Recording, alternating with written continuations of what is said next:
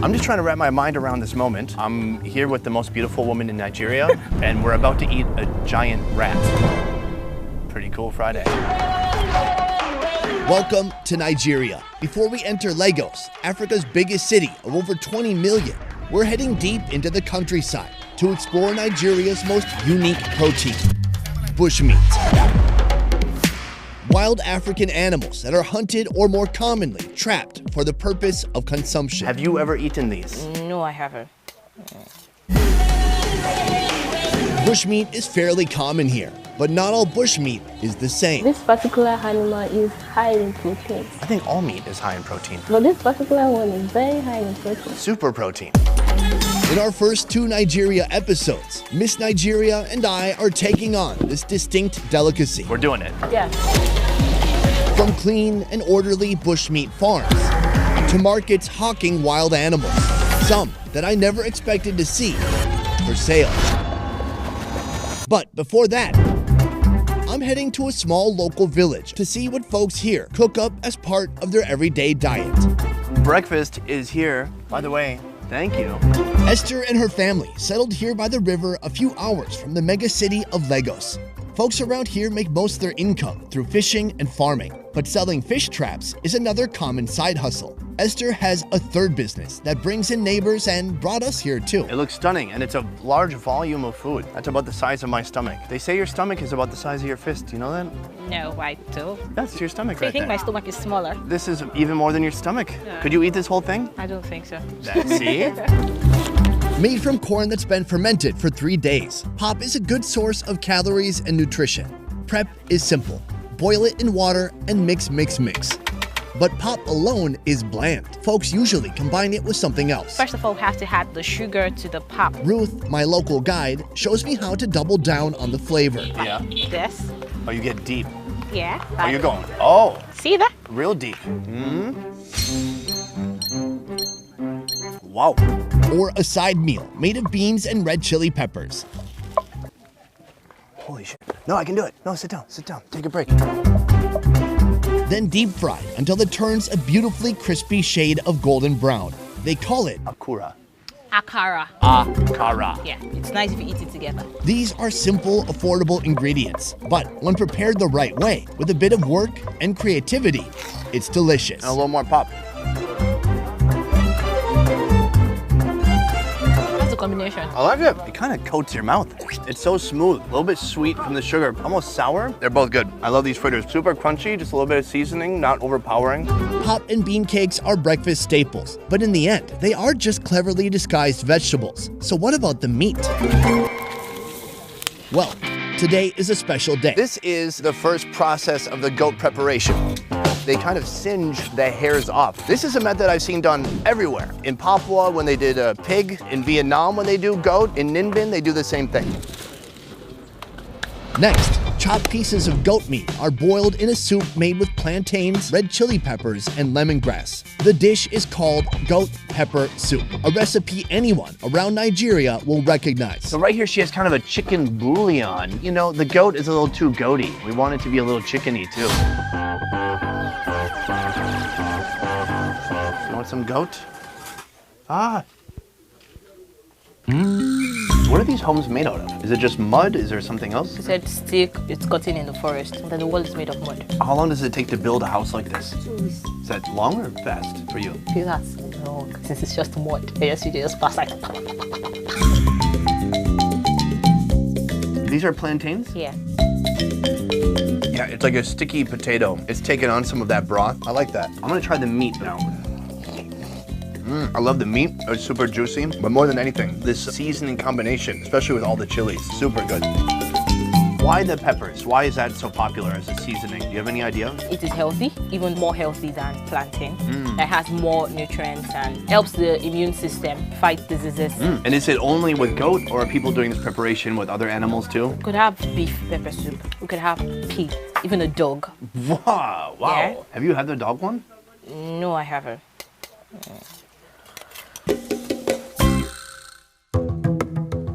Coming up, me and the most beautiful woman in Nigeria are gonna take on this country's most unique bushmeat protein. But first, lunch.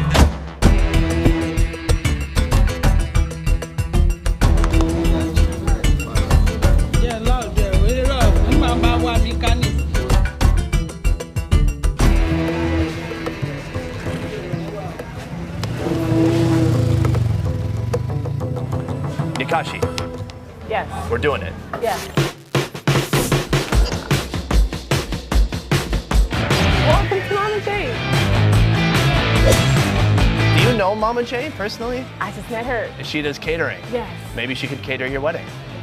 I don't. Yes. No. First of all, what is your job title? Me? Well, you should. It's all done. 2019 MBJN World. Silverbird, most beautiful girl in Nigeria.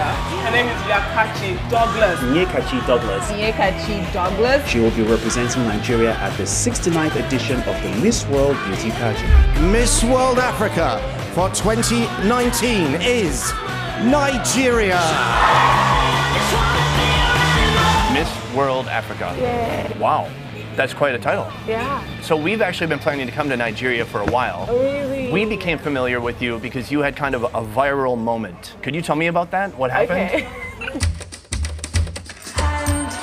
Miss World 2019. Well, it was down to just a few people. It was down 3, to right? Yes. And one of them was you. Yes. And who were the other 2? Miss Brazil and Miss Jamaica. And then what happened? And then they crowned Miss Jamaica, and then I was so happy because I thought that she deserved it. I found it quite weird because after it happened, I was like, oh my God, my mom is gonna kill me. They're never gonna let Nigeria come to Miss World again because I just embarrassed myself. Now, Miss Jamaica won the crown, but her friend and former contestant Miss Nigeria won the internet about her viral reaction.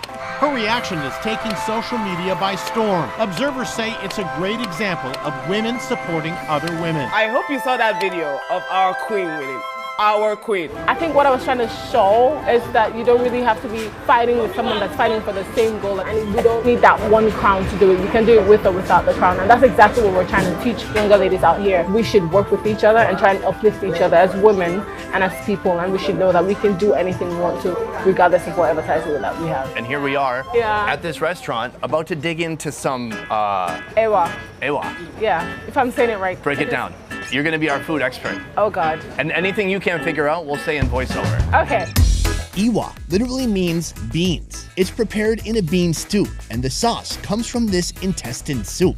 Beans are always a hit in this part of Nigeria, and Mama J's is the type of eatery you'll find anywhere along a busy road outside the city. This is actually my favorite food, but Oh, it's your favorite food? Yeah, Oh, why but- don't you know what's in it? this is a different culture, if I say. This is like their version of it. Yes. And I taste some animal in there. There's a picture of a goat on the sign out there. I think that's what we're eating. Maybe not that one exactly. I think that goat just does photo shoots. You know that life though. Looks like everything's good, my Did you just compare me to a goat? Well, it's like a I'm showbiz character. goat. I don't want to shoot no more. Ooh, I just took a bite. It is very rich and very spicy. Really? I want to try. When you look at it, it looks a little plain, but all this fiery, rich oil, it's lighting my food tube on fire. So we actually eat this with bread. Okay, thank you. It's actually very popular in Nigeria. It's super doughy, I love it. Put some of the bean on the bread. This bread is super delicious. I mean, it's just like doughy and soft. Today, we're on a mission. Let's finish up these beans, all of them, and let's go get some bushmeat. There's no way I'm finishing these beans. Wait, I hope that's not a... We have to use that now, sorry.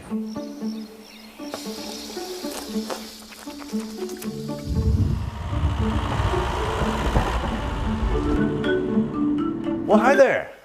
Okay, here we have Okay, thanks for allowing us to come to your piggery and also giant rat farm. you're welcome. At first glance, Argo Park is a farm that looks like most any other farm. But here, the staff lives in close proximity to the animals they care for. They've got hostels, a soccer field, even a place to kick back. But none of that is as special as what we're about to see. Here we are now, surrounded by literally thousands of giant rat. I don't even know what the actual name is. Are they giant rats? Here, Bushmeat is meat that's been hunted or trapped in Africa's countryside. This includes a huge variety of animals, snakes, lizards, even crocodiles. Then there's this guy, a cane rat. Locally, these are known as grass cutters. Have you ever eaten these? Yes. You have? Yes. They belong to the rodent family. It's very similar to a porcupine, but without the spines. Around here, it's an absolute treasured delicacy. Are you breeding them here too? Yes. And do you watch them breed? A little privacy would be nice. you don't need to practice it. How expensive is it? How much does it cost? For a whole rat. Well, what? I'm not just gonna buy the head or something. Should I? Well, not that many people can afford the whole thing. Is it that expensive? So how much does it cost? 10,000. How much is a chicken? A whole chicken, Yeah. Yeah. 1,250. So you could buy either one giant cane rat or about 9-10 chickens. Yes. Despite its price, farming grass cutter in Nigeria is not only common, but it's a hype train across the country. So popular that you can find tutorials from local bloggers explaining how to start your own grass cutter farming operation. How long does it take for them to go from a baby to like ready for the dinner table? 2 to 3 years. 2 to 3 years? Yes. Wow. Raising something for 2 to 3 years that's alive for 27 bucks, that's a big commitment. Do you think it costs more to raise it for 2 years? Well, I don't think they would make a profit then. Yeah, that's what I'm Right. thinking. It doesn't cost much because they feed mostly forages, grasses. We only feed them with animal feed once a day. And they love to hold whatever they're eating. They hold it in their hands? Yeah, they hold it in their hands. Is it super cute? Yeah. Yeah. Yeah, we're about to kill one of these, right? No.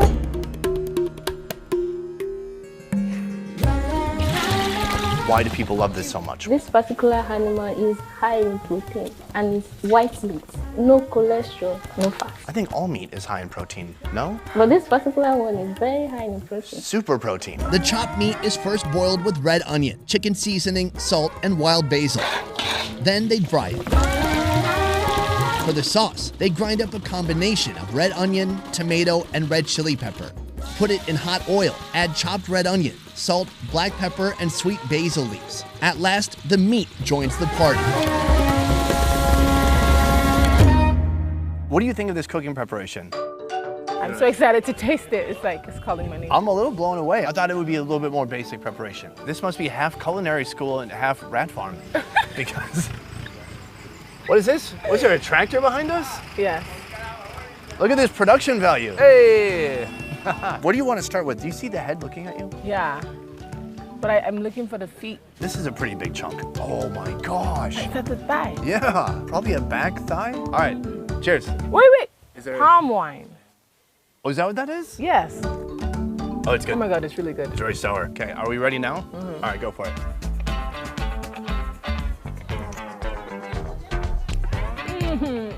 My tongue likes it, but my brain is fighting it. Why? Come on, Brain, what are you doing? Wow. If you look at the skin is super thick to try to get through. Not actually tough, just difficult. I just want to get to the meat. Look at this skin. It's like a pig skin. Can I take your skin? Yeah, you can have it. You like it. I like it a lot. It's got like plenty of fat in there, not overly lean, so it's like sticky when you chew into it. I can kind of see why people like it. It's a little chickeny, but with a little bit of giant rat kicker at the end. The head. Will you take a bite of the head? I'm trying to get 1 million views on this video.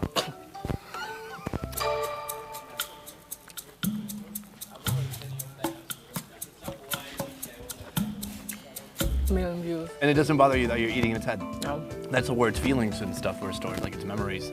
It's okay. Memories of its mother are in there. I mean, we're eating the body. We just killed it, so might as well just eat the head. I think that's logical. I follow that.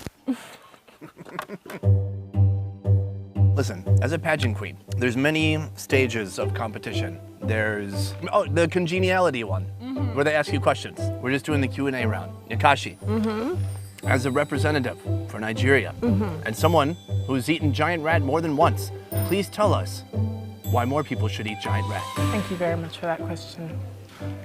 Over the years, giant rat has been something that made people have more protein in their body. The meat is clean and it doesn't have any fat. I urge everyone to eat giant rat to grow taller like me. Thank you. That was amazing. You know, I can't help it when I'm so cool. Even though it's farmed, around here, grass cutter is still considered bushmeat. And I can tell you now, it's not for the faint of heart. Bushmeat is the meat of wild African animals, hunted or more commonly trapped in local forests for the purpose of human consumption. This industry is believed to be responsible for dwindling animal populations and potential viral outbreaks. Have you guys ever gotten sick from some meat? Today, I'm going to a Nigerian bushmeat market just a few hours outside of Lagos City. What kind of bushmeat animals do you have here? Everything. I want to know how it works. Have you ever had snake? No. And why, amidst all potential repercussions, it still goes on today. My intention is not to judge or condemn, but to understand. Are there any animals that are restricted by the government? To walk and eat among the local people and learn about Africa's most infamous food industry. This is bushmeat in Nigeria.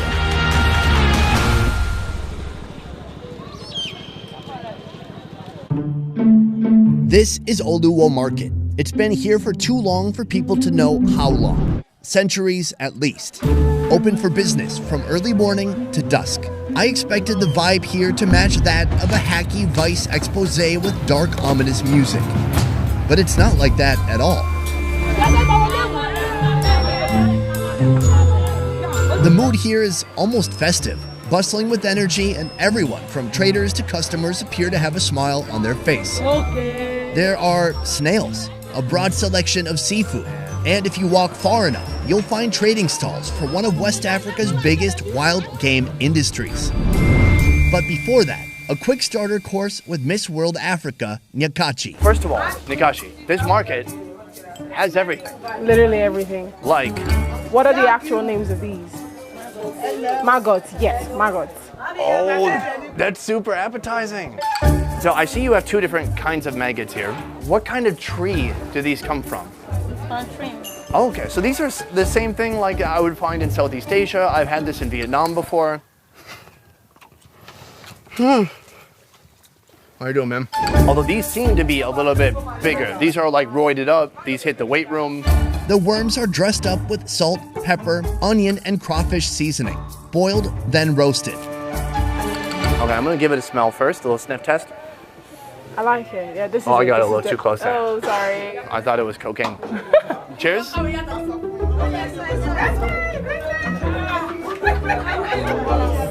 It's soft. The skin of it becomes kind of leathery. It tastes like it's been soaking in chili oil. Can I have that one? Thank you. You like this one? I love it. Cool. Do the maggot dance.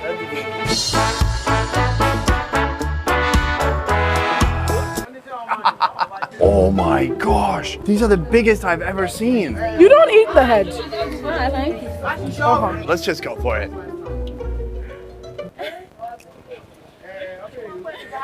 Do the maggot dance.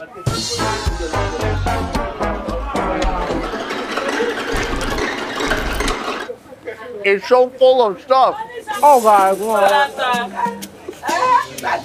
You know what? It has a nice aftertaste. Mmm. It's, oh, you don't, do you need to spit it out? Do you need a water? Do you need some champagne? Yeah, I need water. It's like so leathery and hard to chew through. I definitely like the softer one. Now, what kind of person is eating these hard ones? Not bad. Look at that smile. Priceless.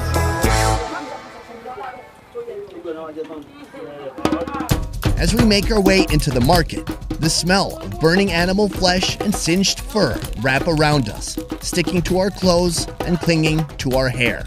What's startling to an outsider like me, and what's just another humdrum day of mundane chores for folks here, starts to slowly come into focus. Vendors, merchants, cooks, preparing the daily fresh catch. Grass cutter, snake, monitor lizard. From the look of it, they've got everything here. Here we are. Yeah. First of all, is this tea? Yes, team. Oh, I love this kind of tea. Yes, yeah, it smells similar to beer. Meet Sunday, a stall owner, providing goods to his customers for over 25 years. He's kindly offering to give me a better glimpse of this world. So right now they're smoking some different meats, right? Yes. And there's a few different things on here. It's kind of a potpourri of rare meats. Is that the grass cutter? Grass cutter. Oh, we had a grass cutter yesterday. It's got like plenty of fat in there, not overly lean, so it's like sticky when you chew into it. It's like gooey. For you, it's gooey. Maybe your piece isn't cooked. What else do you have here? Is this an arm? Monitor lizard, yes. Oh, it's a monitor lizard. Is that snake meat? Yes. Oh, have you ever had snake? No. Really?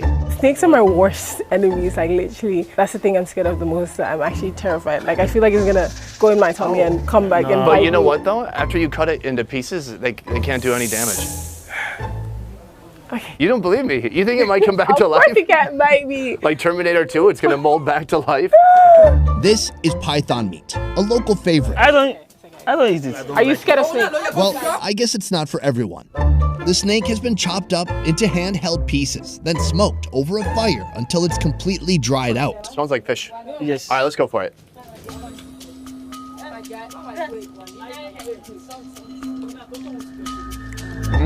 Smoky and a little fishy. Very tough. That's pretty out there, man. I actually like it. You like it? Can I try the skin? Yeah. It's very chewy. Don't take a huge bite. I like snake. See? I've had snake many times. It's my first time in Nigeria, though. Oh, okay. Oh, is that part of Okay, the... concubine. What is it? Okay, concubine. Oh. What constitutes exotic meat around the world isn't exactly clear. Most would say anything outside commonly farm-raised chicken, pork, mutton, or beef. But here, they also farm-raised critters you'd never find on a New York dinner menu. So what about wild game? Is that what makes something exotic? Some prefer to eating this one than the grass cutter. Which one do you think tastes better? I would prefer the grass cutter. What is the most expensive bush meat that gets sold here? That antelope is very antelope, yes.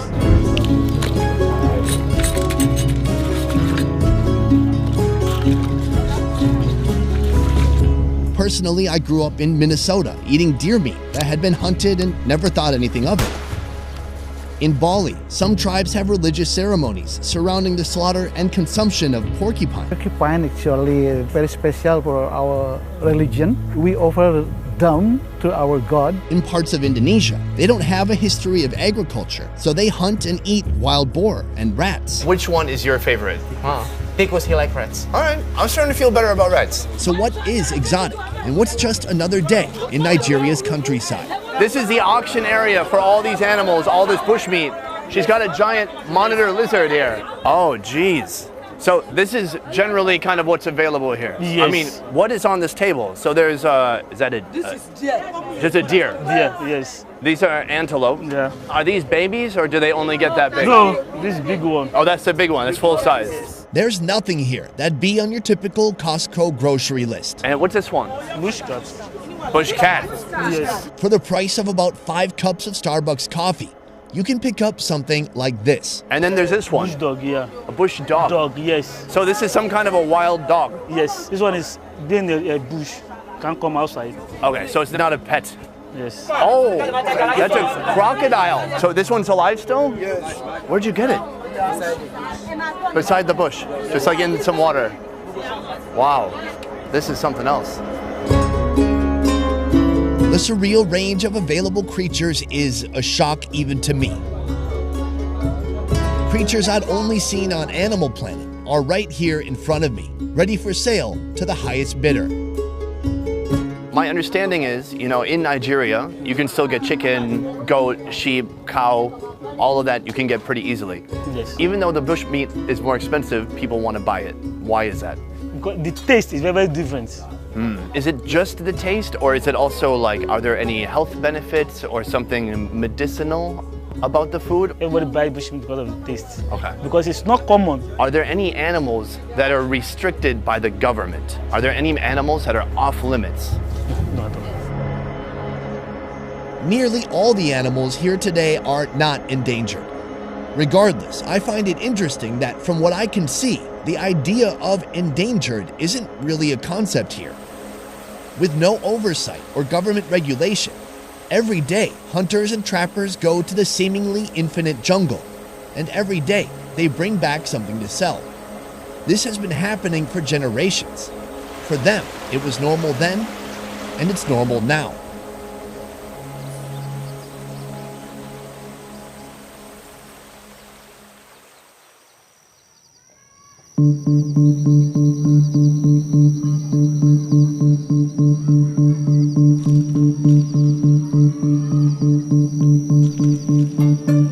We've been invited to dinner by a local, and I'm not one to refuse such a request. This is Alpha. This is Alpha's place, and it looks like he's having a pretty good time. The arrival of newcomers has sparked excitement in the air, but I'm still questioning what exactly we've been invited to eat. Our main and only course, a timeless Nigerian recipe that can sub out any type of animal protein. Today, the protein happens to be monitor lizard.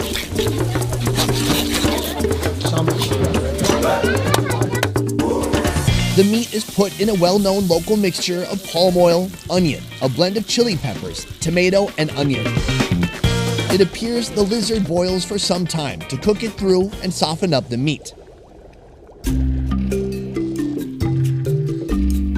So, we've been invited for a local treat. Yep. You've cooked up some lizard, right? Yeah, monitor lizard. Let's try it out. Joining our meal, Jeremy, a local producer who's been assisting our production in Nigeria. Also, for those still wondering, the monitor lizard is not an endangered species. This is a local preparation. Yes, yes. So is that a preparation you could do with any kind of meat? Yeah. So any kind of meat someone's pulling from this market, they might cook it this way? Yes, but here we're going to eat it with our traditional meal, which is called eba.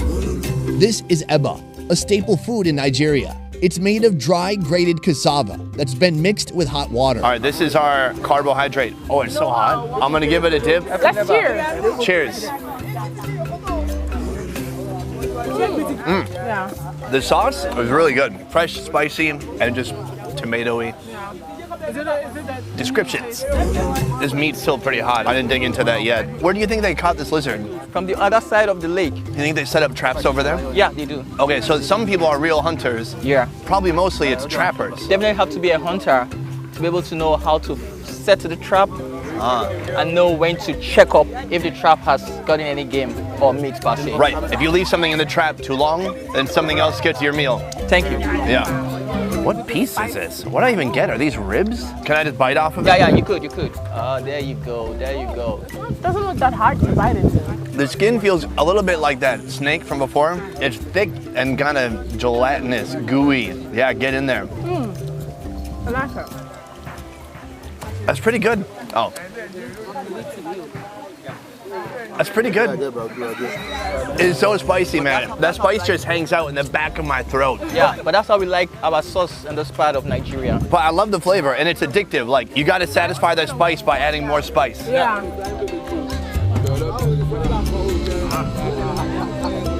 Some of these animals deep in the forest, they might have diseases. I know it's probably not the most fun topic while we're eating one of them. Is that something people worry about here? Or they feel like they've been fine, they've been healthy, no problem? It's well known now, more than ever, that viral outbreaks can originate from bushmeat species, especially bats, pangolins, and several primates.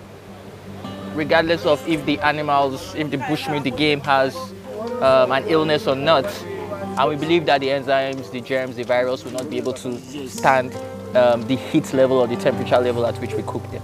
Some of the spices we use in Africa are medicinal. So we believe that some of those spices cure the sickness. The problem with bushmeat is outbreaks don't happen most of the time. They don't even happen some of the time, which can lull folks into a false sense of security. An interspecies leap by a virus is incredibly rare, but when it happens, the results can be catastrophic.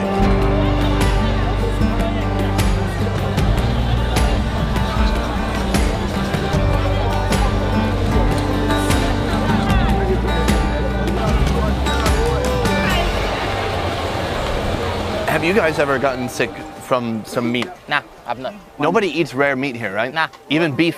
No. Do you eat rare beef? No, we don't. Throughout Africa, that's a common thing. Well, except for when I went to Kenya, I did have a raw blood and raw kidney from a goat. In Kenya? Did you eat it? Delicious. Wow. How do you find it? Milky. This is what I love about traveling the world is like you're talking to me about, yeah, there's people down here who eat monkeys once in a while. And I'm like, yeah, across Africa, they're eating the raw kidney from a goat. And you're like, dude, have some limits. Let's respect the boundaries. Respect the boundaries.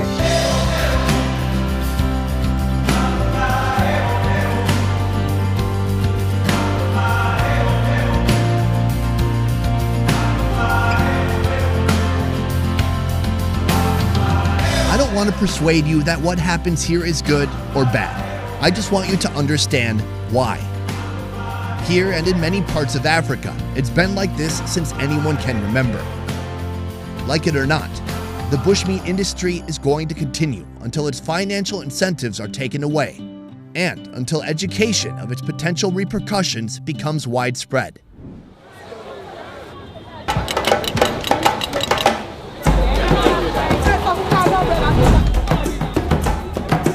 Lagos, Nigeria. This is Africa's most populated city, densely packed with over 20 million people. This city is not for the weak. From all around the country, dreamers, entrepreneurs, and those desperate for more come here to make it. But making it doesn't come easy. If anything you really want in Nigeria, you talk of Lagos. The aim is to make sure it gets good, better, until it gets to the best. This is one of the most challenging places in the world to shoot a video. You'll see why soon, but we didn't come here for a walk in the park. We're here to capture Nigerian life, food, and culture few have seen before. Today, I'm on a mission to discover the dynamic street food scene of Lagos. I've never seen the anatomy laid out like that. It's like seeing the whole globe flattened out into a map.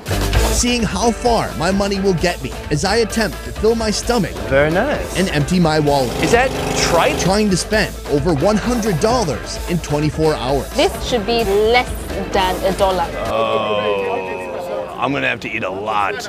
At the same time, I'll be learning the unspoken rules of hustle in the city that never stops working. Time to clock in. Do you know what's happening?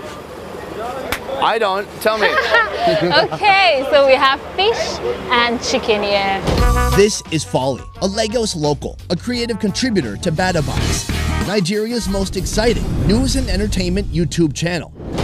And she's a lover of street food. Today, she'll be my sidekick, helping me make my way to $100 worth of street food. And, more importantly, helping me to connect with the local people. Before you leave Nigeria, you must learn how to speak our pidgin, broken language. How do I say, how's the weather in Lagos? How the weather day for Lagos? I feel like it's gonna sound racist. No! Are you sure I can do this? Yes, you can. Pidgin is a simplified form of English mixed with other languages, created to help communication among different cultures. How the weather day for Lagos? This Lagos is hot well. Did you hear him? Yeah. This Lagos is hot well. Hot, well. Ah, cool. We're at Allen Avenue, one of Lagos's well-known nighttime food hubs for locals and visitors who want to satisfy their twilight cravings. At this particular vendor, they've mastered the art of grilling fish and chicken. Can I say something without sounding mean? Say it, it's a free walk. It looks like someone ran this chicken over. Right? In a delicious way. What kind of fish is this? Croaker fish. This is a hefty food. It doesn't look like something you just sit on the street and munch on. No, you know what? People that love to drink alcohol and just chill, so you just buy any of it. Let's try the fish. How much be the fish? 2,000. The fish is brought back to life, put directly on the blazing hot coals. Add yaji pepper, a popular Nigerian mixture of seasonings made of ginger powder, crushed peanut, cayenne pepper, and salt. Constantly douse it with oil to wake up the flavor. Serve it with cabbage, onion, and more yaji on top. Boom! Look at this fish. Oh, look. Yeah. This fish was so surprised when they threw it in the fire. Look at that expression. It was like, no! And then frozen in time. People don't usually just sit here and eat. Yeah, they take it to their home. In their house. Yes. But I have no home here, so instead, we're just gonna eat it right here standing up. Yeah. How do we attack this? Show me the way. Okay. The croaker fish. Okay. Yes.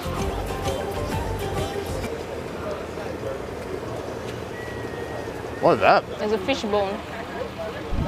It's quite juicy. I like the spice, a little Nigerian masala. And then along the way, you're just eating some onions and cabbage, or do you mix it with the fish? And mix it in your mouth? I like it. A little bit of fish, a little bit of potato, a little bit of onion. That I love, because the fish was fried earlier, kind of heavy. So it's nice to cut it with some vegetables, kind of mix the intensity up. Like the whole mixture is very nice in the mouth. Exactly. You work for a company called Badabox. So you have covered stuff about culture, current events, and a bunch of street food too. Yes. I've done a lot of traveling, I've done a lot of shooting, but traveling to travel and traveling to shoot are super different. For example, if I go to India, take out my camera, I start shooting, people are very welcoming, oh, come shoot my shop. But not every place is like that. I go to Japan, they don't like anything spontaneous, they're like, you should have planned, I need to ask 5 levels of bosses above me, so they would just not be a fan of it and they'd politely ask you to stop. I did not get kicked out of a 7-Eleven, did you? I didn't, I walked out. Yeah. Nigeria, they'll ask you to stop, but they might also threaten you. Hey, did you see those guys yell at me when I turn on a light? Yeah, see that? It's okay. I will protect you. Yes. And I'm curious, as someone who's shot here so much, why is it so intense shooting in Lagos?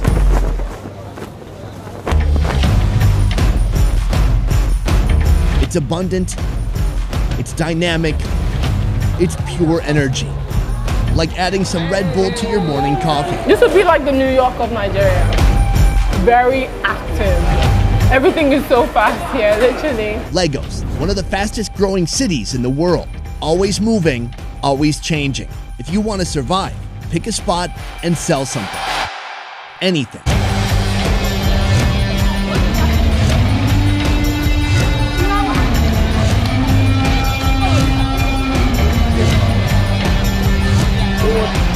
So the thing is, in Lagos, some places are friendly, some other places are not.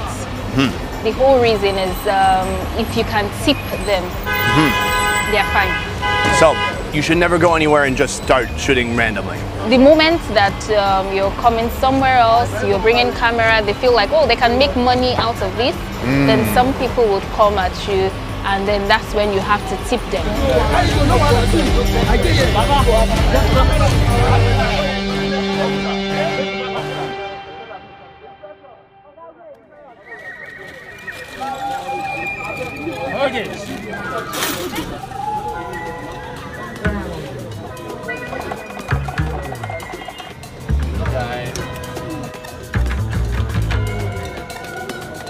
Sir, do you like your noodles? Are these good? Yeah, I'm satisfied. He knows what he's doing? Sweet. Yeah? Do you think you can replicate this? I'm very hungry.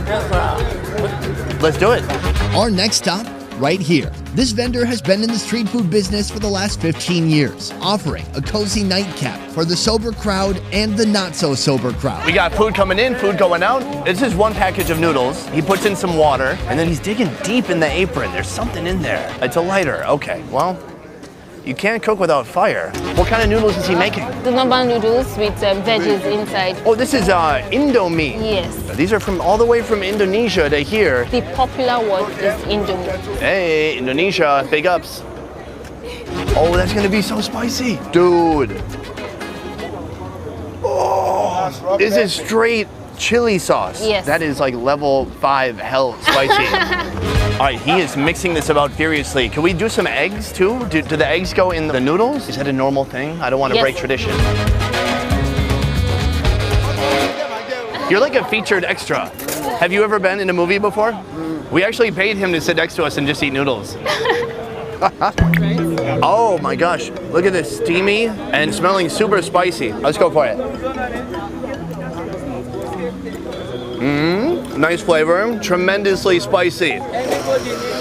Wow, it makes a huge difference. Like, he uses the seasoning from the packet, but he just piles on more spice. Do you ever order even more spice and go extra? Yes, I love pepper. Ooh. The noodles are like kind of mushy. I think because they added the egg inside, so it made it more mushy. But this one is not. Not mushy? Yes, it's not mushy. Can I? Yes, you can. Tastes different. Yours is way better. I like them both, don't get me wrong, but that's more noodly. This is more of a mash. Yes, it's because of the eggs. Who's coming out here and eating this kind of food? Like there are clubs around. Right. Maybe you're just drinking and you're partying and you need to eat something. It's like a hangover food. Exactly. Like it fortifies your stomach. It protects you from the alcohol. Exactly. Were you partying tonight? Yeah. You were partying? That's a club. Cool. Nice. Yeah, that's cool. I've been known to party once in a while too, so.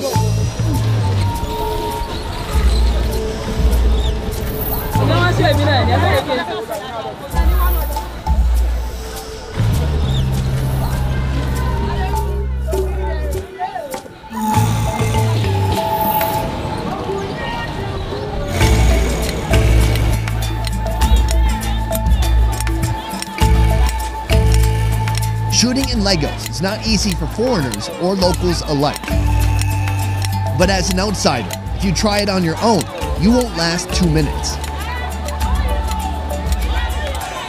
I just think it's fair to point out, like, shooting here, Yeah. it's fun, it's a challenge, but it's not all sunshine and rainbows. And it seems like there are some unspoken rules that if you're not from here and you don't know them, you could get in a lot of trouble. So aside you having your papers that you're allowed to film, but also remember that we also have people who are called the street boys or the street guys. You still have to deal with them.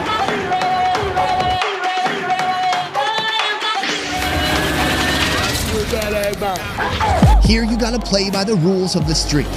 It starts with the area boys, a hierarchy of gangs that control turf from neighborhood to neighborhood. If you film without the approval of the area boys, it's not gonna end well for you. One way or another, the area boys always collect. For us, because we are Nigerians, and so we know how to maneuver some of these things, but there are times that you cannot maneuver it. You still have to just tip some people, and just so that you can have peace. So it's best to start out on their good side. But even then, scuffles and misunderstandings can happen. That's just the way it is. Boom! Next street food. It is very loud here. Yes. I think it might be the generator. Could you fall asleep to this? Wow. Yes, we do. I envy you. Yes. This is called suya. Suya. Suya. And he's a suya dealer. Yeah. Hello, sir. Suya is a national dish in Nigeria, originating in the north. In Nigeria, we have different tribes. Okay. But this particular thing is mostly done by the Hausas in the north. And this is basically just meat on a stick? Yes, yes. A spicy meat skewer that can be beef, ram, chicken, or a variety of organ meats, marinated with yaji pepper. Is that tripe? Yes. Oh, I had a lot of tripe on my trip already, and I'm not sure how much stomach I should put in my stomach. What's the far one? This is gizzard. If you just only could get 2 things and then you die tomorrow. Well, okay, how about in this scenario you don't even have to die at all? Yeah, if you could choose only 2, what would they be? Lusuya, and personally, I love gizzard. Beef and gizzard. Yes. Let's do it. The meat is tossed atop a fiery charcoal, wafting, extending a welcoming aroma, like some kind of meat-scented Axe body spray. He chops it into biteable bits and serves it up with cabbage, onion, and even more yaji goodness. What do you want to try first? Suya. Let's do it. So what makes the suya special is the pepper. They mix it with different kind of things, and that's what makes it sweeter. Oh my God! I peed my pants a little bit. Wow, it's really crunchy. It's kind of tough. It's like a hot beef jerky. No? Do you think it's tender? Not so strong. But it's not as soft as like Kobe beef. It's not as hard as jerky. It's somewhere in between. But do you like it? Sweet, spicy. Savory. So here we have the gizzard. Same seasoning. And this is extra crispy. Let's try it out.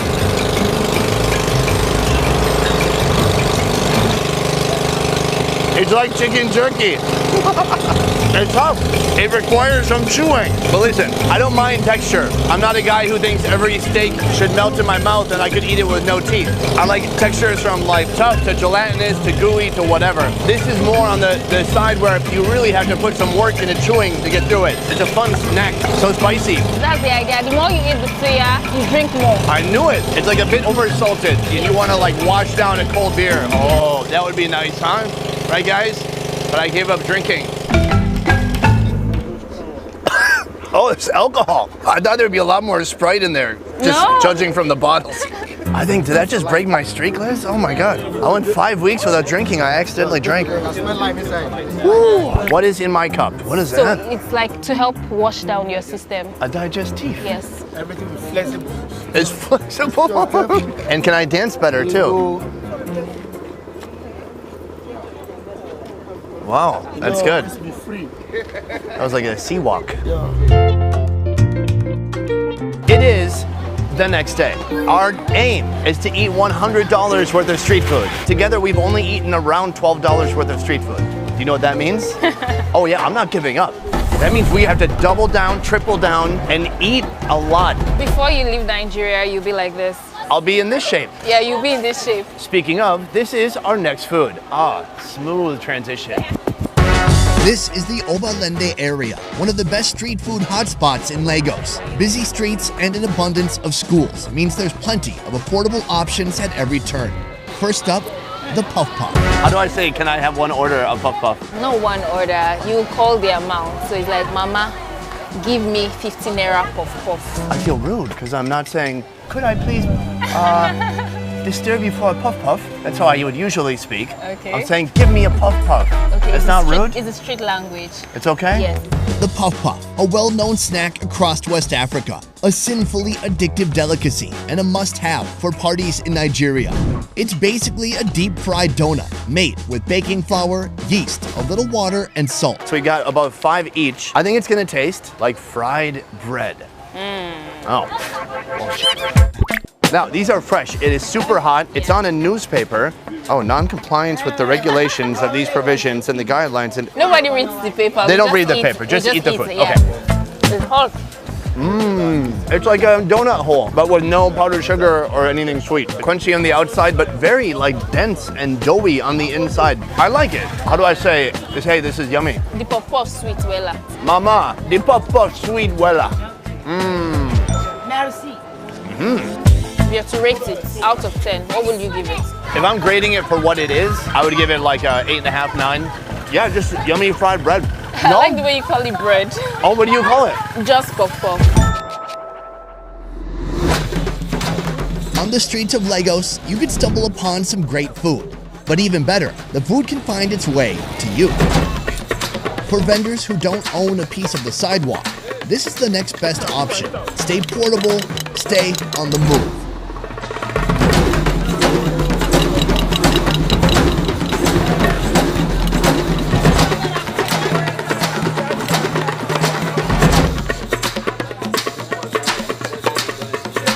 What is going on here?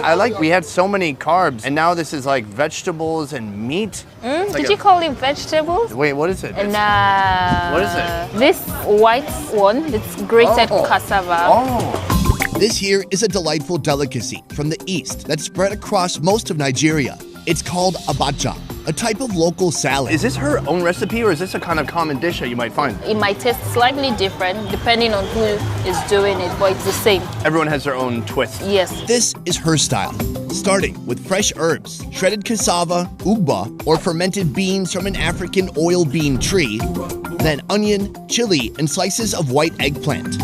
Next, a blend of red oil, potash, crayfish, dry fish, uda, uwuru, salt, and pepper. Mix it well, and finally, top it with a roasted fish and cow skin. I'm gonna try out just the salad at first. Oh yeah.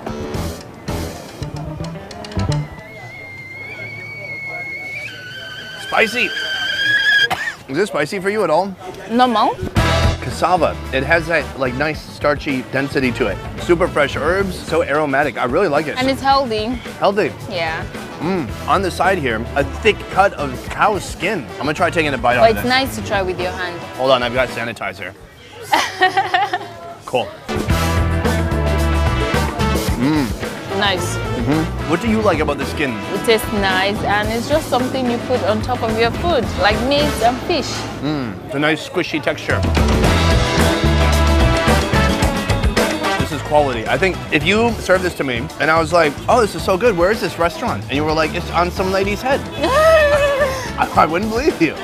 Like everything she carries around for the whole day, packs it on the head, goes out, hits the streets, Yeah. and then one by one dishes it out, sells the whole thing over the course of the day. I'm gonna breathe fire pretty soon. Oh. Like a dragon.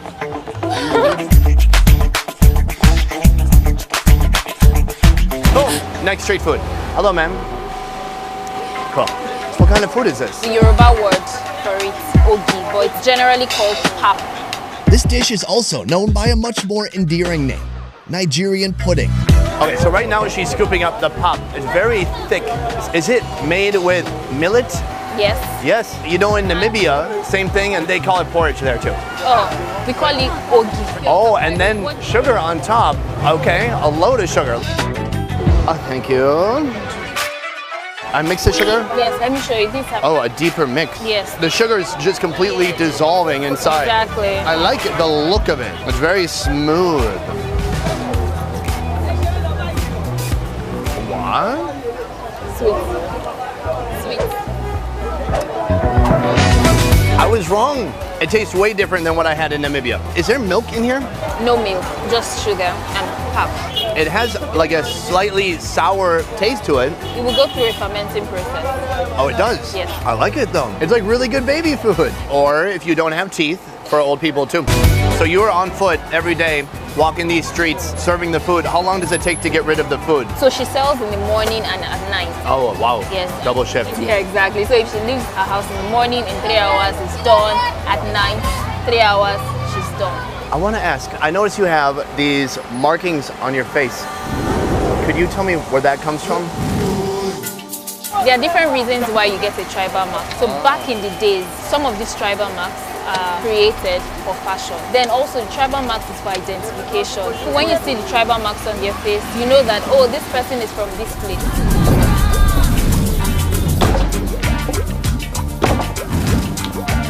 These tribal marks are part of the Yoruba culture.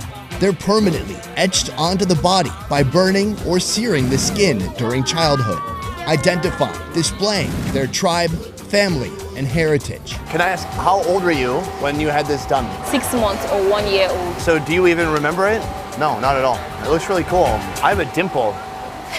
They say, God came down and pinched my cheek.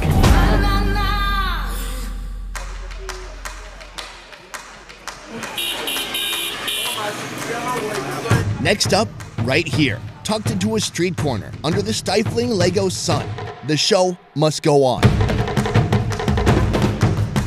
These ladies work tirelessly, focusing their efforts on completing this, a vibrant soup called begari. So here we have a big plastic container full of steamy goodness, a little bit of everything in here. Should I mix it a little bit? No. This Yoruba dish has a carb base of tuwo, or pounded corn flour, rather than rice or bread. This method of carbing up is ubiquitous in this part of Africa. Next, the soup, an orangey bean-based stew called begari, made of white beans, palm oil, crayfish seasoning, salt, and chicken stock. Next, iwudu, a puree of local greens. And finally, my favorite, a meat stew, made of cow intestine, dried fish, palm oil, pepper, tomato, and tons of local seasoning. I'm gonna go no meat. Yeah. You could try really taking that sauce. I enjoy that very much. It's so buttery. Yes, and soft. Wow, it's very rich. A little bit of spice. Is this all intestine? Yes, all. Even that looks like a piece of all meat. intestine. And there's something we call shaki. It's inside the animal. Is it the spirit? No. The soul. No. No. Intestine. Yes, intestine. Okay. Let's try it. Oh, let's try it out. Spirit and soul. Oh. It's quite good. It's very soft, super savory, a little spicy, but it really has this kind of like buttery creaminess to it. And I don't know if that's the oil or what that's from exactly. Mixture of the whole soup, the begiri, the soup, and the ewedu together. Yeah. Have you had this one before? No, this is my first time. What do you think of it? It's soft. It's so soft, yeah. Which I never saw coming, which is nice. Very nice.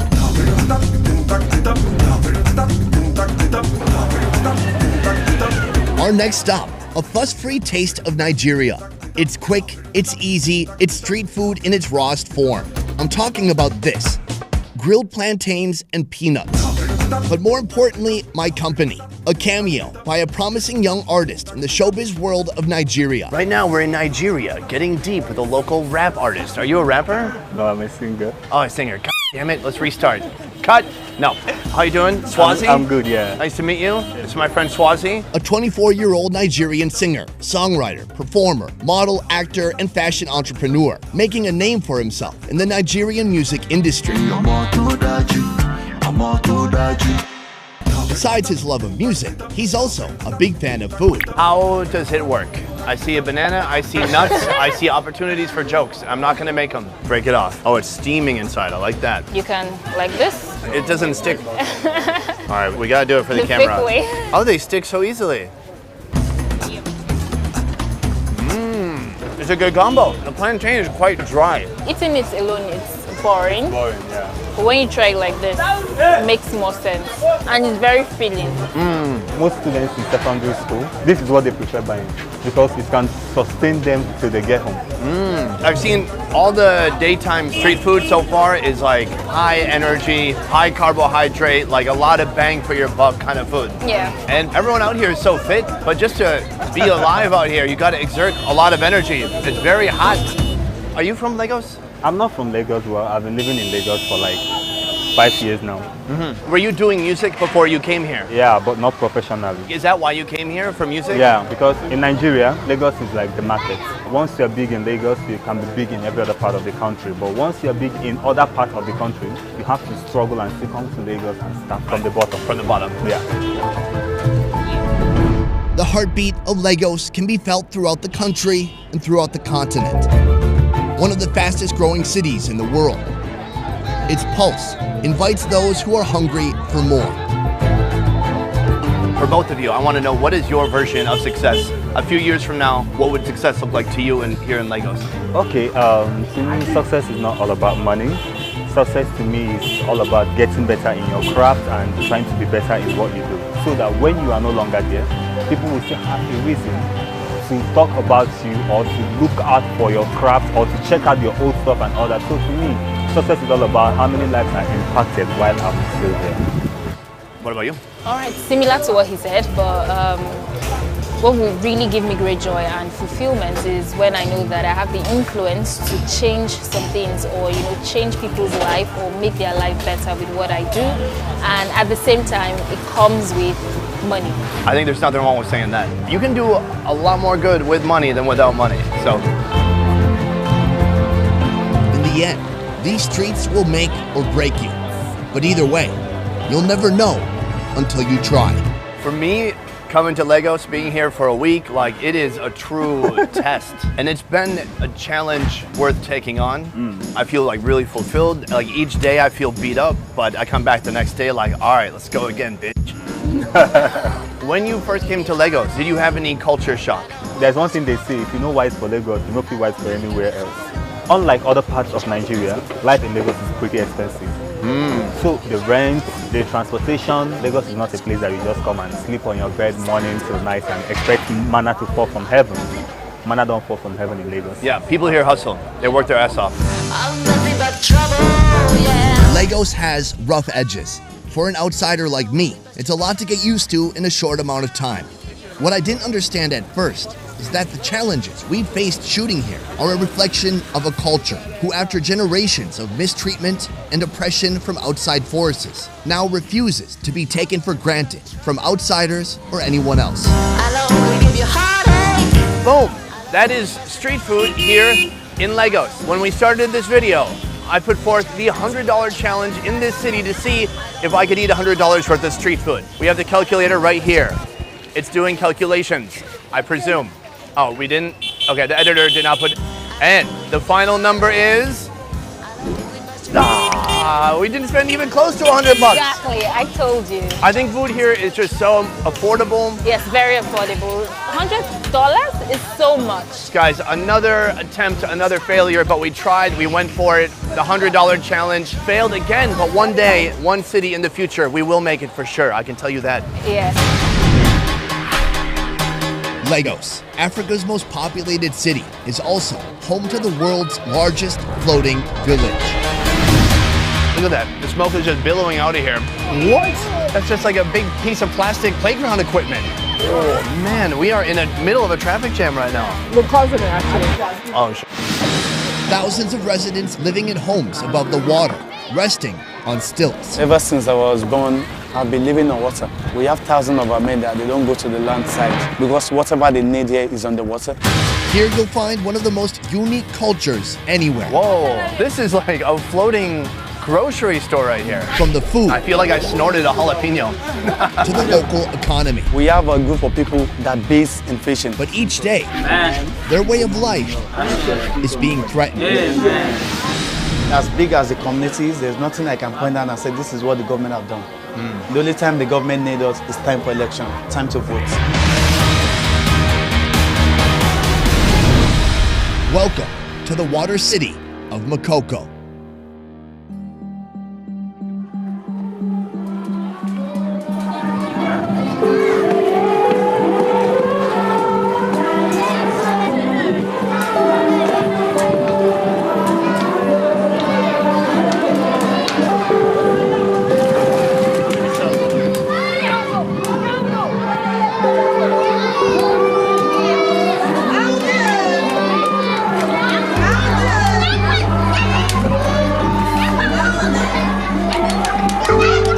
through a labyrinth of waterways on a small wooden boat, leaving the land behind, entering Nigeria's city on the water. Hello. Folks here get their sea legs from a young age. There's no other option. Kids, adults, they maneuver from boat to boat with ease and precision. But some of us still need time to adjust. Please do not flip this. Here, amidst the winding waterways and chaotic clattering of boats, Whoa, what's this? there's a system that makes sense. Did you hear that? Yeah. What is that? A way of life that only locals know. That is a church.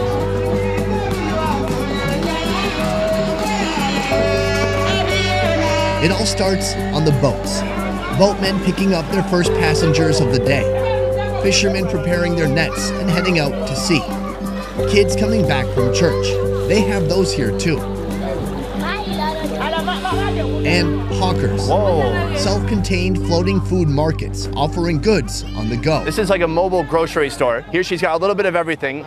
We got rice, flour, chilies, some instant food, noodles, onions, tomatoes, like everything here, all on one boat. It's like on land we have a lot of hawkers. So this is probably like hawking because she's moving around the houses. Oh, so she's presenting her offerings to each home. Yeah. Like a floating market, providing essential ingredients and snacks from morning till afternoon. On a good day, some can make up to 3,000 naira, around $7 US. Hello.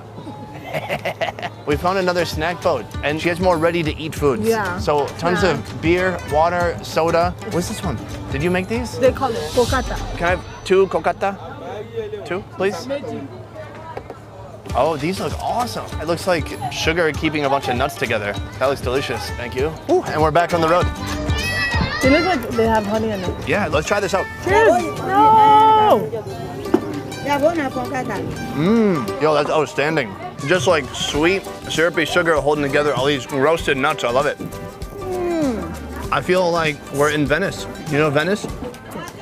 In Italy, they have the canals and they push people through the canal. Oh. It's very romantic. Oh. You don't know what I'm talking about, do you? Oh boy.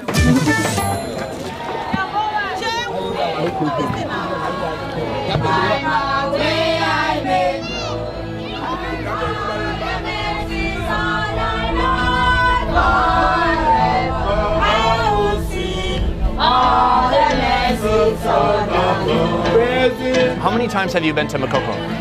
I can't count. You can't count, many times. At first I used to come to just see the building and then I came to do my beauty with first and now I'm coming again. I can't count.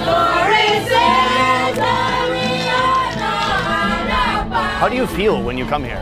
At first, when I came here, I'm not gonna lie, I was heartbroken because I didn't even think something like this would exist. There's so much energy here, we can't really be wasting. I believe that Nigeria's greatest resource is in the people, and there's so much resource here that we are wasting. And so I want to kind of work with it to make it a little bit better. And I don't think it needs to be brought down. I think it needs to be made better. Made better, Yeah, improved.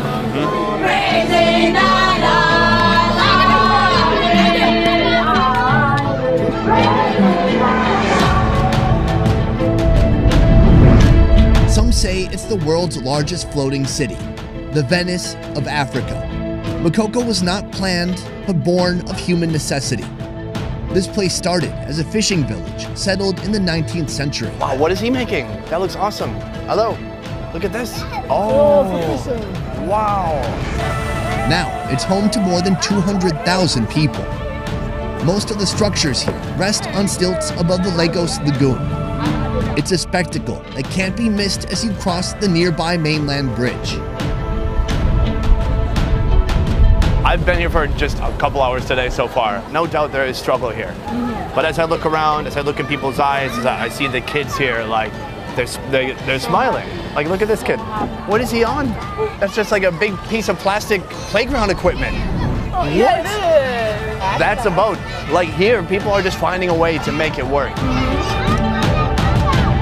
As far as I can see, life in Makoko is tough. But that sentiment isn't reflected on the faces of its inhabitants. To get a better understanding of how this place works, we've been given the opportunity to meet the man of Makoko Village. First of all, before we get into the interview, this is probably the most terrifying place I've ever done an interview. Really? Yeah, well, I'm at the edge of here. There might be some structural issues in this general area, but I think I'll be okay. I won't push you. Taiwo, thank you for joining us. Yeah, thanks for coming. Have you grown up here? Yes, I was born here on water. Taiwo's father was named Chief after Taiwo's grandfather passed away at the age of 115. Soon, he himself will be expected to take on this responsibility. How deep is the water here? It's 5 feet. I'll be okay. Yeah, so if you fall in, you're going to be this far over. If you fall in, just stand up.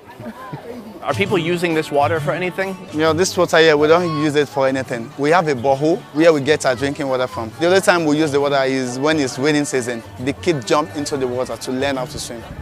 That's pretty important here, I think, huh? Do you know how to swim? Yes, I do. Nice. Since you were born, you've been here in this village growing up. How has this place changed since you were a kid? We have a bar where we catch fun on every Sunday. We go there to dance. Okay. If you want to barb your hair, we have barbing salon, hairstylist. But the changes I can ever see so far is the kids going to school. Because before, we don't go to school. Living on water is part of our culture. Everybody based on fishing. When your dad is going out for fishing, you go with your dad, you learn how to fish. Fishing is a primary means of livelihood for the Makoko community. This single industry drives the economy here, so it's an essential generational skill for nearly everyone. The women work the market, the men work the boats, cruising into the ocean, dropping their nets, and bringing back something to sell.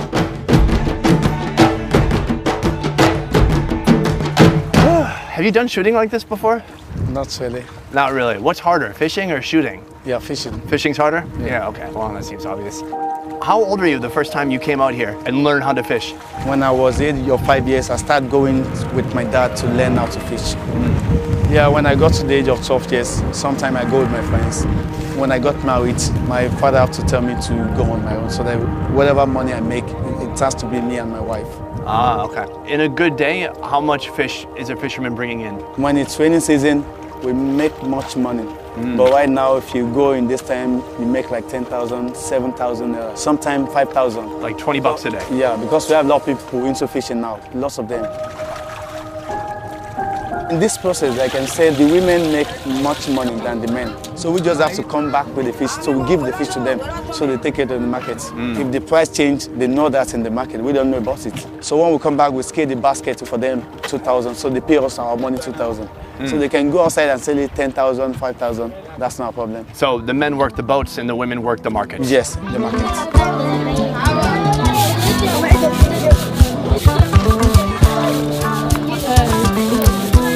This is like the next step of the fishing process. After you net the fish, you come here to a smokehouse. When I was on the second floor looking across Makoko, there's smoke coming up everywhere. Are these smokehouses everywhere? Yeah, you know, like I said, as Makoko is a fishing village. You know, all the smoke you see coming out, these are the smoke of fish. Every house have a house where they smoke a fish. Okay. If you build a house, you must build a place where you smoke your fish. Have you had this kind of fish? Yeah, you know what's crazy? Every time my mom buys this all the time, I think every single family online buys this. And I'm just now realizing, wow, this is actually where it comes from. Right, this is the origin. Yeah, how are you doing? You seem a little sad, like you're tearing up. I have very sensitive eyes. Oh, the smoke. Oh, I thought you were getting emotional about smoked fish. I am actually getting What kind of fish is this? This one, we call it banla. The fish are placed over coals, where they'll smoke and dry out for over 12 hours. From here, these fish are distributed throughout the city and surrounding area, except for sometimes when they're eaten here first. Preparation for dinner is underway right now. We're cooking up food. I should say she's cooking up food for about 10, 15 people. This is Lydia, Taiwo's wife and also today's chef. I'm lucky enough to be invited to join a meal with 3 very local, very common dishes in this area. On the side here, this is the smoked fish we saw earlier, and I think I'm going to try it out. Can I eat this? I can eat it? Thank you. Look at that. It's like a fish eating its own tail. All right, I'm going to break it. I pull its foot out of its mouth. The flesh comes off the bone pretty easy. It's not super dry. It's not like a jerky. It's just still soft inside. Did you want some? Oh, you do? Awesome. Cheers. It's soft. It's not a super strong taste. A bit smoky, which is to be expected. It almost like mock crab legs. You guys know that. Oh, you guys ate real crab legs? I didn't know anything about that growing up. It's a little sweet, a little smoky. That's good. And plentiful. I mean, this is getting eaten all the time in this village. How do you say yummy? Odu. Odu. It's sweet. Yeah. I thought it was yummy, but it's sweet too. Cooking is underway. The three dishes use panla fish as their main protein. What makes each dish stand out is the sauce.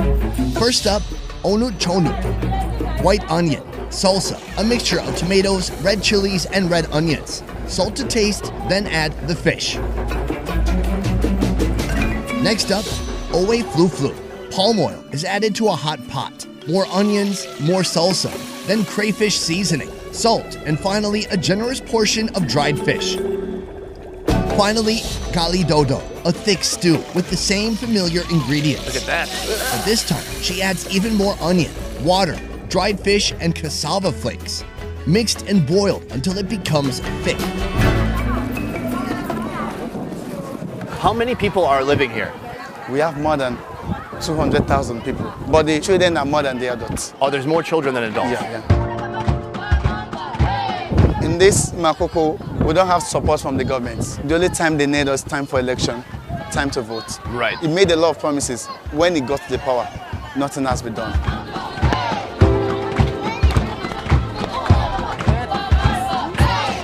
Hygiene, pollution, poverty. This is just the beginning of the problems here at Makoko. What all the government need from all this to take us away from here, because they said Makoko is the center of Lagos, and most of the rich people want to stay here. That if any visitor comes to Nigeria, you must surely want to visit Lagos. So once they drive to that Tomodan Bridge, they see Makoko as an eyesore. That's why the government is fighting to take the community away from us.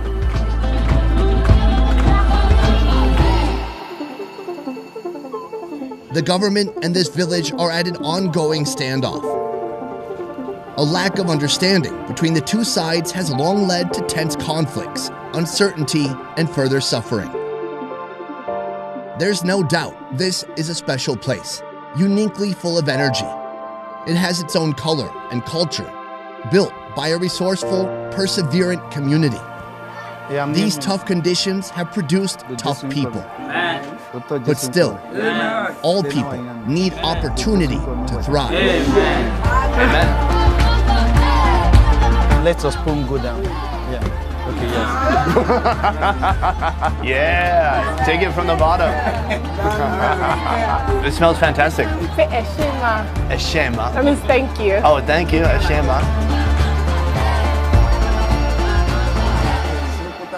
Yo, hold on. There's some food under the table. What is it? But we call it kana. Kana. Oh, it's like maize. Yeah. Oh, so this is gonna be like my fork, my spoon, my knife is right here. Yeah. Right? So I can just grab a piece like that, scoop up some fish, scoop up some oil. Whoa. Oh man, that is spicy though.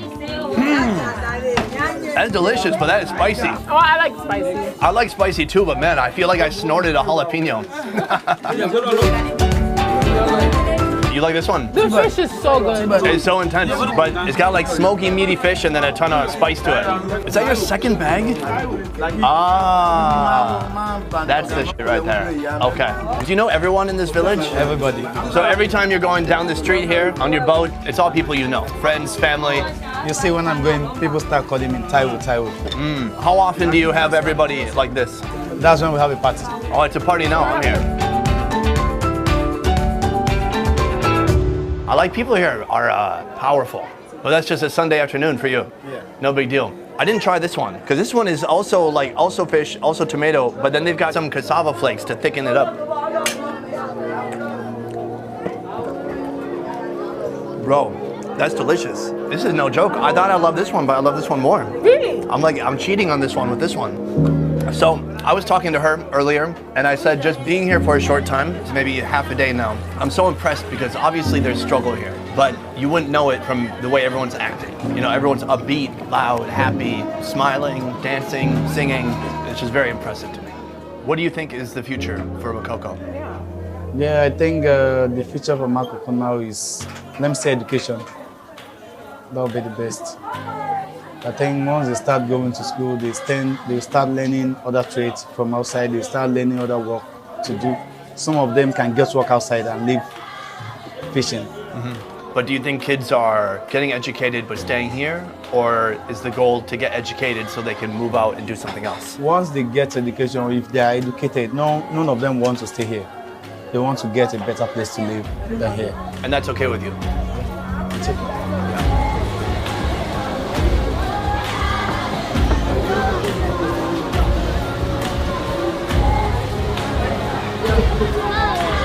The people watching this video, is there anything they can do to help? I think the first thing is they should support the community with a boat that we can use in cleaning up the community. We need to get people working, just like before we do it every month. But there are big canals outside. When it's raining, they open them, so they flush into our community. So we've written a letter to them, they should stop doing that. That's why the whole community is dirty. The oily, murky water and trash didn't come from these residents. It's the result of city water drainage pouring directly into this neighborhood. Barack Obama, the president, they said the money was sent to Makoko to develop the whole community. We said we didn't see it. So when they got to the council, they said they don't know about the money. So right now, strangers come that want to help the community. What we do is that we tell them to come directly, not to go through the government. Right. Because once they go through them, they tell them to submit the money. Once they give them the money, it disappears. Yeah. Nothing will be done. Goddamn. Like many issues in Lagos or around the world, the solution seems simple until you dig a little deeper and discover a web of complexity that'll likely leave you feeling helpless. But change starts with hope, and it's fueled by action.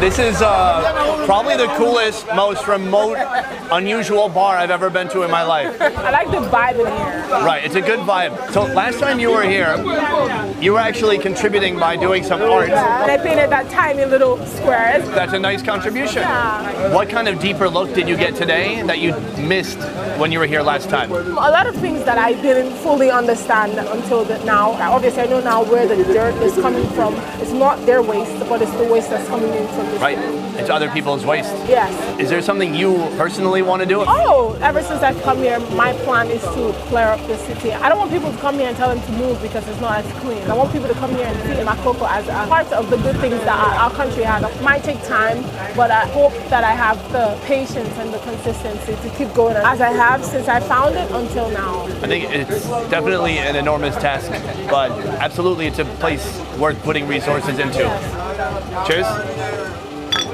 Cheers. Yeah, thank you. Thank you. Today, as we wrap up our Nigeria series, I want to see and experience the classics, food that Nigerian folks eat every day, from the mainstream and affordable to high-end Nigerian 5-star dining like you have never seen before. Wow. This is traditional food of Nigeria at every level. Time to eat. Okay, let's check out all this food. I'm very excited. Yeah, I'm hungry. First of all, what's going on here? Is everything okay? Why'd they give us so much? So this is the jollof, right? Yeah. Do you know what? On Instagram, they have like kind of a war. It's called a jollof war. We had different people from different African countries come together and make jollof. Because then it's just like, who makes the best rice? Yeah. You have to promise me, once you try this, you can't try Ghana jollof. I'm sorry. You have to be loyal to one side. How could I just be ignorant to the rice in Ghana? You're not being ignorant. I'm telling you, you don't want to try it. I think right now you're being a great ambassador to Nigeria, but not so much to Africa as a whole. Oh my God, wait, I'm just joking.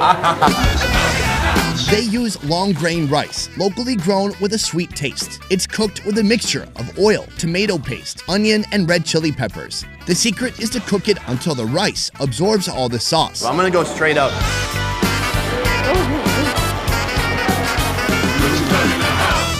How could you want to try anything else? Spicy, but it's got a very smoky flavor to it. Is that a plantain?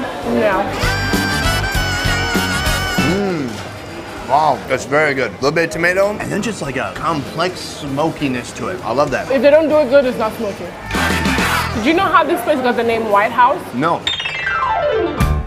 So if the lady got a place, it was in front of the White House. So when she's trying to explain to people how to get here. Oh, I love that. I've seen so many restaurants like that around the world. Like, we were just in Myanmar, and there's a restaurant that doesn't want to pay taxes. So it's like the restaurant across from the temple. That's the name of the restaurant, because they don't officially exist. And if you don't exist, you don't have to pay taxes. I wish I didn't exist. People tell me just to move on. Welcome to White House. It's a cultural melting pot and a social hub where groups and solo patrons keep coming back for more. A place like this, they call it Buka. Multicultural, delicious food at affordable prices. Right now, Razak will help me understand why White House became what it is today. Can you talk about the history of this place? How long has it been here? Okay, wow, bravo, bravo, bravo, bravo. White House, it's a great, very great. We are up to 28 years now. Wow. 28 years. We start here just in just a garden, very small place where the company you eat and what you live immediately. So when things are becoming good here and there, gravel. People come in. Once they come in, they relax. Sit, eat, relax. Street food is well suited to those on a budget. 5-star dining is food for the financially able. Buka is the great class leveler. It's everything in between. A cow, 4 goats on Sunday. Gone. Finished. 1 cow, 4 goats, all gone. Finished. Whoa. What do people like the most? I cannot say people like this, people like this. People like everything we prepare here. People love it very well. You know, I'm doing something called business enlargement. Sometimes we do something, okay, we'll give you something free for today. Tomorrow you will come. When you come tomorrow, tomorrow is not free. Yeah. I see people coming in, they're lining up, the food is all spread out. How does it work? Thank you very much. Yeah. Once people come in, you line up, you wait for your time. Once you have your money with you, you make your hot dog, anything you want to make it. So free yourself. That sounds great. Yeah. I'm gonna do that pretty soon. Free yourself, free. Free? Wait, feel free? But the price is also free? No. Oh no, that would be a bad business practice, I think. Our next dish, pounded yam. It's exactly what it sounds like. Boiled, then beaten with an elegant, synchronized brutality. The pounded yam, we pound by ourselves. The resulting consistency is outstanding. The more time you spend pounding, the better the food is. So it's like emphasizing on how good their food is. But the flavor is pretty plain by itself. Folks usually eat it with other food friends, like egusi, a thickened soup made with cow parts, melon seeds, and other vegetables. Quick question, why is this soup solid? It has vegetables in it. Soup to me is a little more soupy. I know, you know what? When I first went outside of Nigeria, I thought they would say soup and I would see like liquid and I'm like, what is the actual soup? Oh, I like that. I like the hand feel. I feel like I can taste it with my fingertips before it even gets to my mouth hole. Boom. Oh. That's really good. Also spicy, but well seasoned, but it's like a solid puree of a few different ingredients almost. Cow skin. This could have been one of your Chanel purses, but instead we're gonna eat it. Yeah, so much better. The taste, it's super gummy, also smoky. No, this is my favorite part. Really? Everything's red. Everything is the color of heartburn and anger. No, it's orange, the color of the sun and light. And life, yeah, and blood. Are you colorblind? Buka is not hard to find in Nigeria, but White House's commitment to consistency and quality has made it stand out for years. From a classic icon, we're headed to the new kid on the block. Boom, sir. Thank you so much. Without years of reputation to lean on, how does a new restaurateur lure in and keep customers in Lagos? First of all, I gotta say, these are some of the hardest women I've ever seen in my life. So much. This is like 45, 50 degrees. Opened just over a year ago, the Yakoya Abula joint quickly became one of the most popular buka spots in town. They also have a unique casino-style operating method using tokens. You buy your chips, and you spend your chips. We'll figure out the best method we can use. So once you're done and you're still left with our chips, you go back there to collect back your Nigerian currency. In your restaurant, only one person ever touches the money. Which is the cashier. As someone who eats at a lot of restaurants, what are the things you like to see when you go to a restaurant? I think the rich and the poor can dine together and eat as one. Not that I'll go into a restaurant I can't be able to afford it. Giving them the best, giving them the good food, giving them the cheap food. What is your best-selling item? Amala, which is being sold out already. We do it every 5 minutes. Amala, similar to pounded yam, but with different ingredients, using black yam flour. Mix it with hot water until it becomes sticky and brownish. This is what everyone comes for. Yeah, it smells amazing, and it's so much effort and work that goes into it. Is that all over Lagos? Yeah, people love it. Serve it with a dish called ewedu, made of palm oil, onion, tomato, red chili peppers, and finally, goat meat. What is going on with these portions? This is 500 and get like a giant meal. That's why it's really popular, because the food is affordable and it's really good. Do you think, are people in Nigeria or people in Lagos, are they eating a meal like this 3 times a day? Possibly, yeah. In my house, we eat a meal like this every night. Should we try eating this? Yes, we should. All right. Oh. Oh. Oh, it's good. Let me try it. Wow, I'm actually blown away. You know, I've never tried their amala, but I completely, wow. That's tasty. On top of that, he's got soup and stuff. All of it together tastes amazing.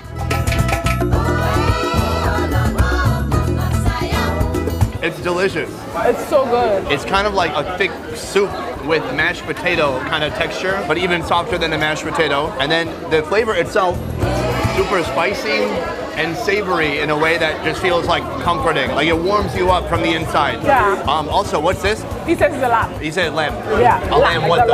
Lamb. Lap? Thighs. Oh, you're saying lap. Yeah, like a laptop. Okay. Whew. What do you think? I think it's hot. It's wow. On camera, not on camera. This is crazy good. I'm crazy surprised. good. It's super soft and meaty. The fat's just kind of melted down. It's really soft. Holy sh! It's not going that well. Oh, look at you. No, you're showing the wrong hand. Now I know your trick.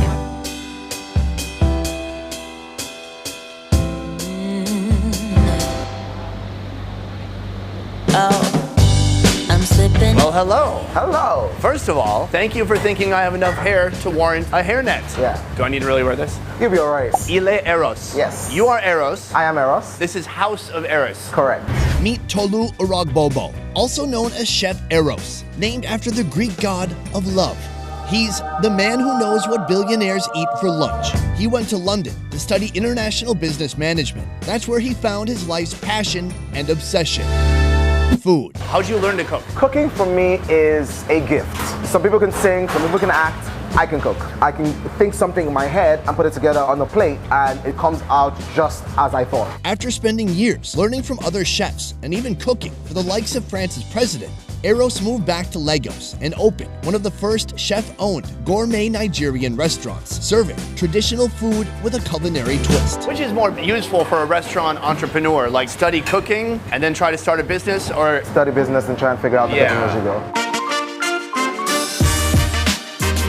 I think there's a lot of people out there who are like, I'm passionate about cooking and about food, and then they get way in over their head when they realize, I mean, running a restaurant is complicated business.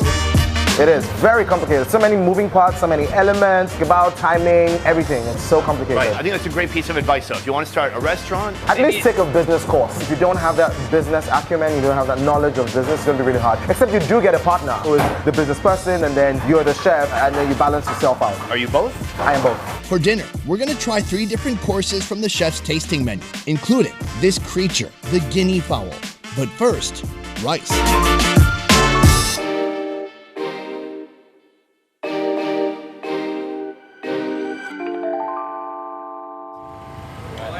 One, two. What? No. Aww. What? You're acting like my dog died. It's your trademark. Guys, I'm being fancy. I'm not wearing my handkerchief upon my head. Right. And to that I say cheers. Cheers. Let me introduce you to my friend, Miss World Africa. Hi, I'm Yaka. Nice to meet you. My name is Eros. Nice to meet you. They met before we started filming, actually. This is the first that we're going to try tonight. It's a take on a local rice called Ofada. Ooh. Ofada is like the local wild rice, very perfumed flavor. Some people like it, some people don't. But what we've done with this is we've tossed it in a coconut corn cream, and we've also added some corn into that.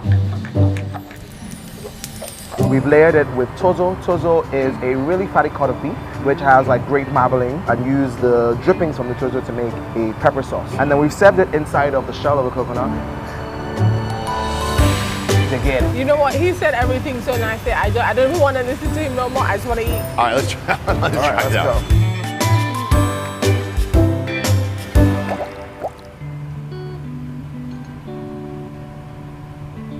That's fantastic.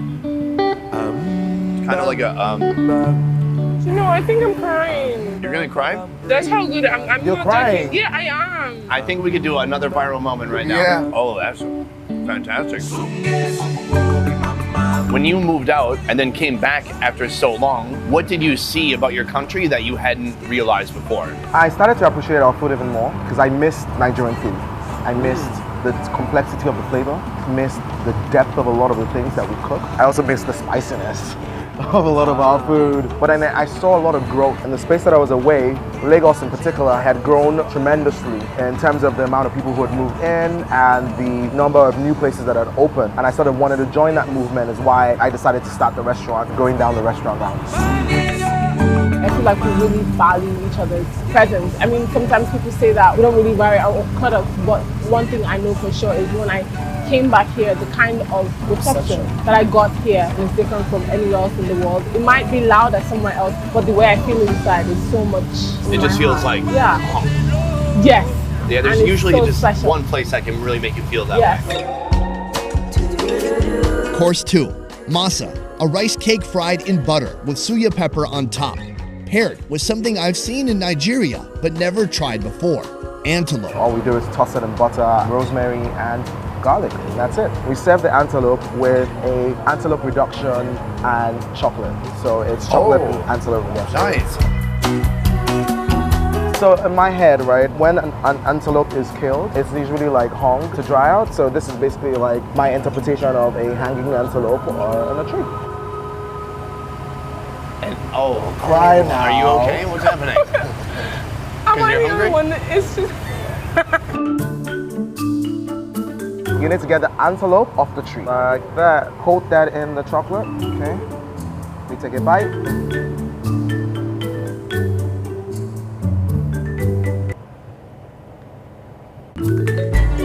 Oh, it's so delicious. That's nice. The antelope, you know, it has a little bit of an organ meat flavor to it. Like it's almost a little livery. It's super lean too, right? Yep. And the rice cake tastes a little bit fried with peanut dust or something on there. So good. A little bit more chocolate. Do you know what part of the antelope is? We use all parts of the antelope. And the bones, and then that's what we use to make the chocolate. Okay, that weird looking bird that I saw earlier, it's right there. In this plate. So that bird has been seasoned and salted. It's cooked in a sauce called ayamashi. It's basically like a habanero sauce. Served with a pounded yam puree, finished up with that sauce, the ayamashi. And that is the rest of the guinea fowl that put into a meat grinder. It's basically formed into a croquette.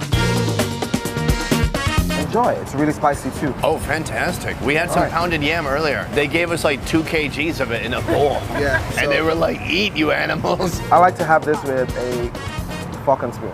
A fucking spoon. Is that what you said? Fork and spoon. So I use the spoon. That is how you pound a yam. Super smooth. That's the first thing I noticed. And then, a strong peppery flavor. And that meat, it's not that much fat on it either, I would say, right? Yep. But it's not dry or anything. It sort of like breaks apart and then blends so nicely with the other ingredients here. Is there a reason, I guess because it's a tasting menu, is that why it's kind of small? Yeah, it's a tasting menu. You're supposed to go through 7 courses and be able to get to the end. Right, and the ball. You have a gift to my friend.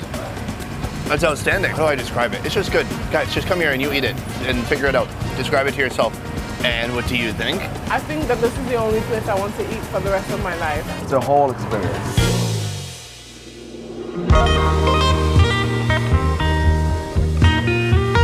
There's no way to sum up Lagos or Nigeria. Whatever bits and pieces of this culture you bump into during your time here will become your reality. One of the big reasons I wanted to come here is so far in this series, we've shown a lot of food from places like Makoko.